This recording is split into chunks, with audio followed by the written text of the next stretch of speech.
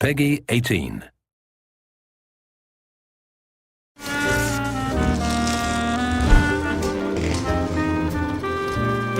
We're going to put the story somewhere in the West. So, of course, Vegas. I mean, what is more iconic when you think of crazy things that you could do in the West? I think that was really the inspiration for the story, in a lot of ways, was looking back at the history of Vegas. We really think of it as a side story. In a lot of ways, we're revisiting stuff from the original 2 games, but it stands on its own.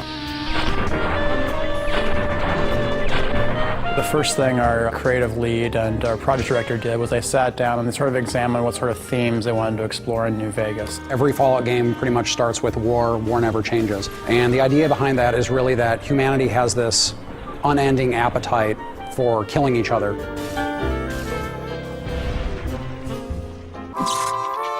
Fallout New Vegas is a post-apocalyptic role-playing game. It's set a couple of hundred years after a cataclysmic nuclear war between the US and China, and it takes place at a time when the city of New Vegas is actually being rebuilt. Fallout 3 starts with you being born, and you're a baby, and you go through your young adulthood until you leave the vault.